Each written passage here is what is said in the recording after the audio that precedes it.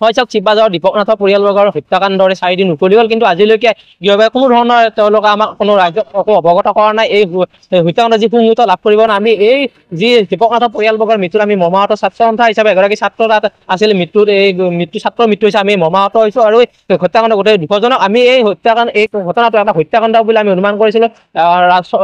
আৰক্ষীয়েও জনাইছিল যে হত্যাকাণ্ড হিচাপে তেওঁলোকে তদন্ত আগবঢ়াই নিব, কিন্তু দেখা গ'ল যে পাছত তেওঁলোকে আত্মহত্যাৰ এক ৰূপ দিবলৈ যোজা চলাইছে। কিন্তু আমি এই ঘটনাক যি গৃহবিভাগ ব্যৰ্থ হৈ 4 দিন উকলি যোৱাৰ পিছত কোনো ধৰণৰ সুমূৰ্ত তেওঁলোকে লাভ কৰা নাই, তেওঁলোকৰ ৰাইজক একো জনা নাই। ৰাইজ উদ্বেগ হৈ আছে, ৰাইজে যিহেতু এনেকুৱা ধৰণৰ ঘটনা আগতে হোৱা নাছিল, এনেধৰণৰ ঘটনাৰ বাবে ৰাইজ উদ্বেগ হৈ আছে, কিন্তু আজিলৈকে আৰক্ষী বিভাগে কোনো ধৰণৰ তথ্য ৰাইজক জনোৱা নাই বাবে ৰাইজো উদ্বেগ হৈ আছে। গতিকে আমি আহ্বান জনাইছোঁ যে গৃহ বিভাগে অতি সোনকালে এই হত্যাকাণ্ডটো এক উচিত তদন্ত কৰি দোষী কৰায়ত্ব কৰি শাস্তি প্ৰদান কৰে।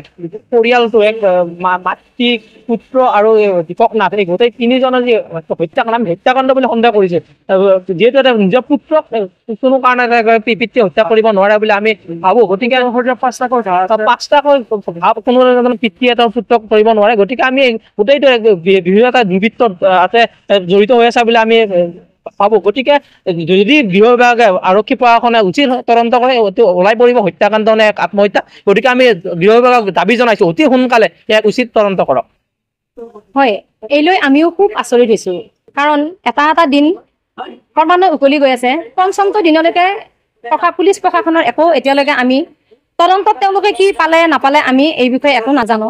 গতিকে এই আমাৰ এটাই আহ্বান, তেওঁলোকে তদন্তত কি পালে সেইখিনি ৰাজহুৱাকৰণ কৰক। আমিও জনতা হিচাপে আমিও আচলতে ভয় খাই আছোঁ, কাৰণ এনেকুৱা ঘটনা যদি এনেকুৱা হৈয়ে থাকে তেতিয়া আৰু আন কাৰোবাৰ মানে শত্ৰুতাবিলাকে এতিয়া এইটো এটা তাৰমানে মডেল হিচাপে ল'ব। এইটো সাংঘাতিক। আৰু এইটো কথা ক'ব বিচাৰিছোঁ, এইটো কোনো আত্মহত্যা নহয়। এইটো এই কাৰণে আত্মহত্যা নহয় বুলি ভাবোঁ, মানে ল'ৰাটোৰ গাত যিমানখিনি ঘাপ পৰিছে সেইটো এটা মানে বৰ্ণনা কৰিব নোৱাৰি।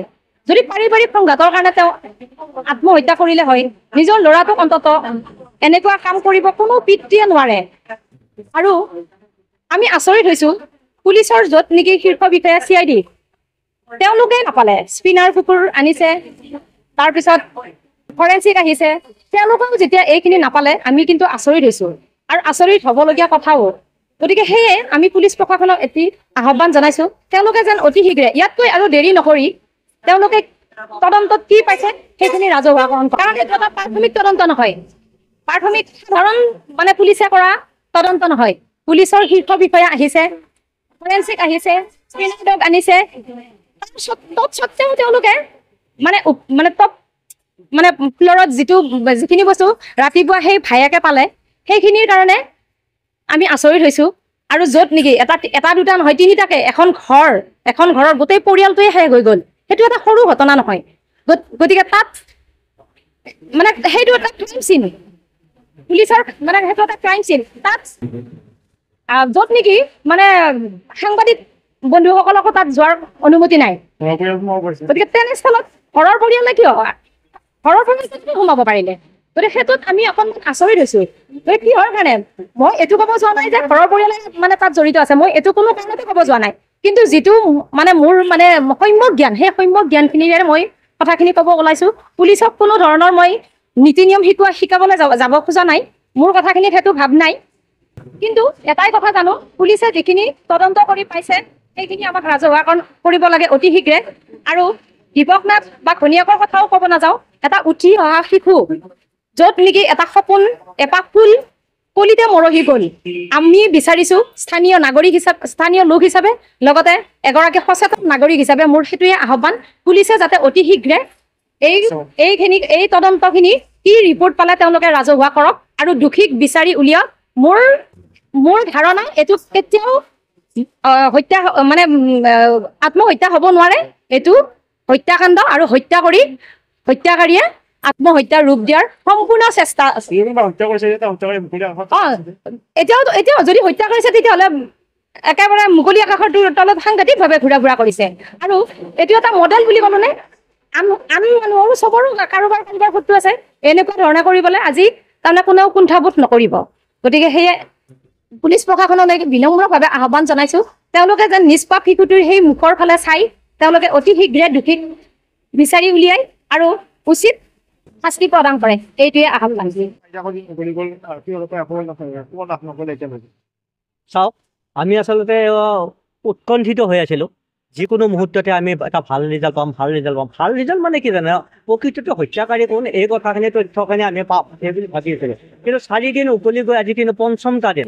পঞ্চম দিনত পুলিচ প্ৰশাসনে কি কৰি আছে আমি আচলতে আমাৰ অগোচৰ। তেখেতসকলে তদন্তৰ নামত তদন্ত কৰি আছে নে কি নাজানো, কিন্তু আমি বিচাৰিছোঁ আচলতে উচিত তদন্ত এটা কৰি ন্যায় পাব লাগে।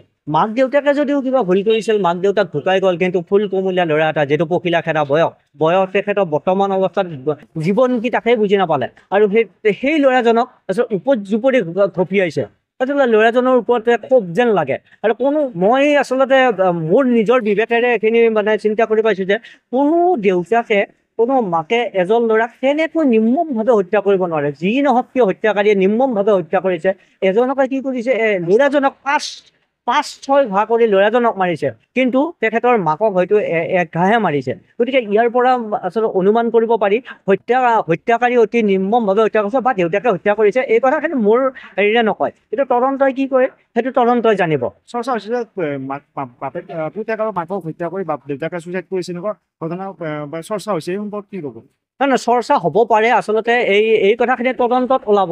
কিন্তু মই সম্যক জ্ঞানেৰে কওঁ যে আচলতে দেউতাকে তেনেকুৱা এটা কাম কৰিব নোৱাৰে বুলি ভাবিছোঁ। কাৰণ যিজন দেউতাকে মই গম পোৱা মতে, দেখা নাই, মই গম পোৱা মতে ল'ৰাজনক ইমানে মৰম কৰে, চাইকেল চলাই থাকিলে তেখেতক কি কৰে, পুতুককৈ আনি চাইকেলৰ পামটো এৰি দিয়ে। তাৰ মানে কি, ল'ৰাজনক মৰম কৰে, গৰমত চাইকেলখন চলাব নিদিয়ে। এনেকুৱা মৰম কৰা ল'ৰা এজনক দেউতাকে যে উপজুপৰি ঘপিয়াব, হয়তো মাকৰ কাৰণে কিবা খং কৰি মাকক ঘপিয়াব, কিন্তু মাকক মাৰিলে 1 ঘাপ, কিন্তু ল'ৰাজনক মাৰিলে 5-6 ঘাপ। গতিকে ইয়াৰ পৰা আচলতে মই আক্ৰোশত মাৰিছে ল'ৰাজনৰ ওপৰত দেউতাকৰ ইমান আক্ৰোশ থাকিব বুলি আমাৰ সম্যক জ্ঞানৰে আচলতে নকয়। কিন্তু এইটো তদন্তই কি কয় সেইটো তদন্ত। কিন্তু আমি ইমান উৎকণ্ঠাৰে বাট চাই থকাৰ পিছতো আজি 5টো দিন হ'ল, কিন্তু আমি ৰাজহুৱা কৰা নাই প্ৰতিবেদন।